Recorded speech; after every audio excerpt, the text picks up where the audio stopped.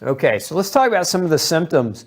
Before disease sets in, what are some of the symptoms that the potassium deficiency can create? And I mentioned this a minute ago, but fatigue. Fatigue is a big one, and this is because your muscles require potassium to contract. Your brain requires potassium to think, right? So we get tired, we get brain fog. A big one of the early ones that I see is muscle weakness, muscle spasm. So if you have, another way to say this is cramps. If you're waking up with cramps, if you're having twitches, muscle twitches, involuntary, if your toes or your feet cramp up when you try to get in bed at night, you might have an issue with potassium. Now, other minerals, other electrolytes can do this too, which is why you really, if you're not sure, you really want to get clarity in my opinion, through testings, because magnesium deficiency can cause cramping, calcium deficiency can cause cramping as well. Things like CoQ10 deficiency can cause cramping. So more than just potassium can create this, but this is actually a very common symptom. Irregular heartbeat as well. Again, magnesium can cause that irregular heartbeat, what some doctors refer to as arrhythmia. So you got to be careful not to just jump to the conclusion of potassium. You got to also consider that magnesium and calcium might be playing a role in these too. So I say that because those three minerals have a lot of overlap in terms of their deficiency symptoms. High blood pressure. I mentioned that earlier. I said high blood pressure. Again, high blood pressure can also be caused by magnesium and calcium deficiency. If you've been following me for any length of time, you may have heard me refer to what are called the DASH studies. DASH. That stands for Dietary Approaches to Stop Hypertension. So these are studies that have been ongoing. They're a massive group of studies that have been ongoing for decades now. And what these studies summarize, if you're trying to stop high blood pressure from a diet perspective, there's two things that you have to make sure of. Is number one is that you're getting adequate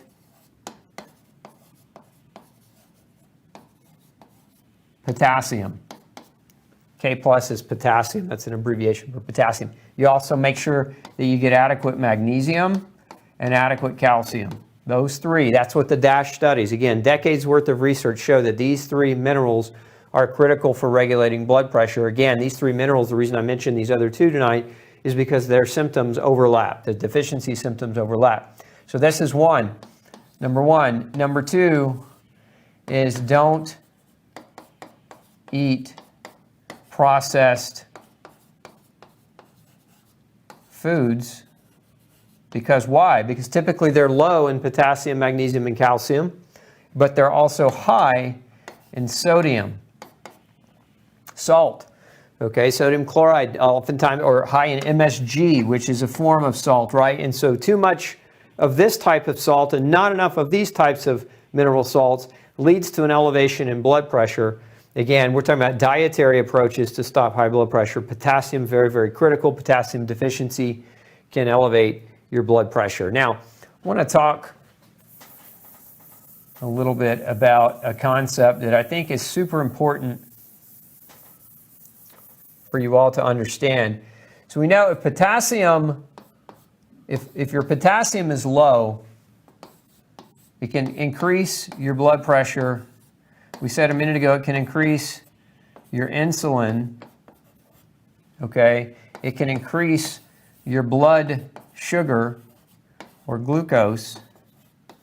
What do these three things have in common? These three things are all risk factors for heart disease. But what I really want you to understand is that if a doctor diagnoses you with increases in blood pressure, insulin resistance, and high blood sugar, what typically is going to happen is you're going to get a diuretic to lower your blood pressure. Depending on what stage of diabetes you're in, if you're really late stage, it actually can give you insulin. Oftentimes will give you insulin. Remember, too much insulin will lower your potassium. But they oftentimes will give you, with this combination, they'll put you on a statin, which is a drug that lowers cholesterol. A lot of times they'll put you on a blood sugar drug, typically like metformin, very common one. Okay, and this is a very common combination that I see when people come to see me. So diuretic, statin, metformin. Now the diuretic will deplete potassium, calcium, and magnesium. So that's important to understand that diuretic can do that. The statin will lead to reduction in CoQ10. Okay, and the metformin will cause CoQ10 and B12 and folate deficiencies.